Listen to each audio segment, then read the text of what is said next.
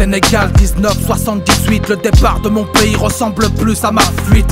J'ai entrevu la réussite et son manteau tricolore, pris refuge auprès de l'ex-colonisateur. Homme de couleur qui un jour quitta l'Afrique, quitta l'hémisphère sud et le cancer des tropiques. En direction des cités d'or, mis le cap sur le nord. Sans ma famille mais l'issue de son sort.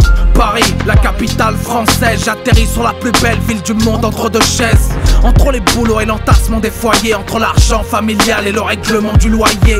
Si mes calculs restent bons jusqu'en août, j'arriverai à m'en sortir mais en marchant sur une poutre. Bientôt j'aurai de quoi les faire venir, mon épouse, mon fils et ma fille pour changer d'avenir. Plus d'un millier de journées ont passé, je retrouve le visage de ma famille soulagé. Après leur vol avec escale sur le territoire d'Espagne, le temps d'un contrôle de réparer les pannes. En panne de cœur, en mal du pays, mon fils et ma fille pleurent leurs amis chaque soir dans leur lit. Dans quelques mètres carrés fermés de contreplaqués pour que le froid hivernal se trouve contrecarré. Ménagère dans les hôtels et mon épouse, la peinture en bâtiment sera ma seconde épouse. Avant qu'elle me foute à la porte un joli soir de printemps et qu'elle me dise débrouille-toi maintenant. Entre temps quelques nouvelles frimouses apparaissent, un deuxième fils, une deuxième fille, une double caresse. Et comme les bonnes nouvelles n'arrivent jamais seul, je me retrouve sans un toit avec mes valises sur le sol. France, terre d'accueil loin de mon village, je ressens la ségrégation dans les plis de leur visage. Apparemment les droits de l'homme ne marchent pas pour les hommes noirs, ne marche pas pour les femmes noires. L'exception de la règle un jour descendit de son bus. Sur son t-shirt était écrit Emmaüs, appartement provisoire trouvé par les gens du livre. Vincent Auriol, c'est le nom qui nous délivre. Un boulevard du 13e arrondissement de Paris. Provisoirement j'y habiterai, en plus le quartier est paisible. La charpente a l'air solide mais le bois est sec. Un incendie n'en ferait qu'une bouchée de pain sec. Sans attendre j'emménage avec ma femme de ménage, avec mes problèmes d'argent et mes enfants en bas âge. J'envisage de rester peu de temps ici, alors j'entreprends les démarches à la mairie de Paris. Simple précaution, j'épluche les annonces, mais derrière chaque demande se cache la même réponse. On vous rappellera, la porte est déjà louée. Si parfois j'avais d'avance de quoi payer 3 loyers.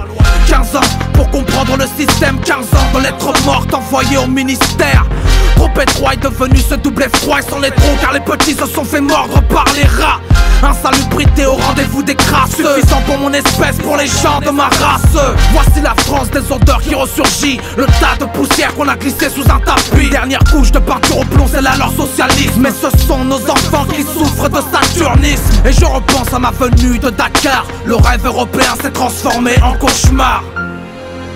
Mais depuis quelques semaines, elle craque. Son fils de 6 ans aurait été mordu par un rat en pleine nuit. Il était monté ici, après elle est venue par ici, après il a sauté ici, après maman.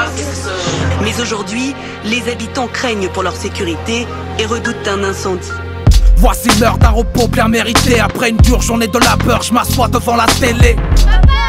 Mais qu'est-ce qu'il y a encore? Vous devriez déjà être couché, n'avez-vous pas vu l'heure? Je me dirige vers la porte qui mène à l'autre appartement, qui sert de salle de jeu et de chambre pour enfants.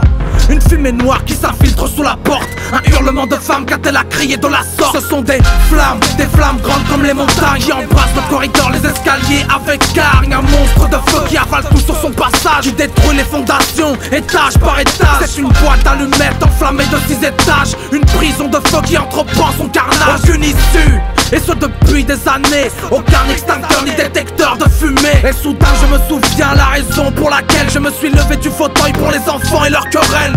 Désormais séparé par l'incendie, je cherche le regard d'un de mes fils, d'une de mes filles. Ne bougez pas, j'appelle les combattants du feu, car papa n'est pas assez fort pour sauter dans le feu. Sauter dans le brasier d'un immeuble insalubre, autant fermer les yeux et prier fort pour son salut. 10 minutes se sont passées, aucune sirène, aucune aide. Les entrées sont scellées, dirigez-vous vers les fenêtres à plat ventre.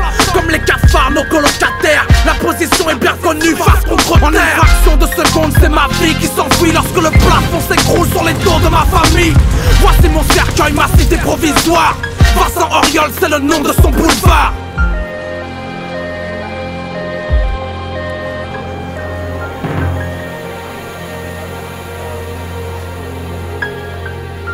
Ans, 17 personnes sacrifiées, 14 enfants ont péri sur le bûcher. Bien souvent l'atrocité de la mort fait bouger les choses, car désormais ils seront logés sous les roses.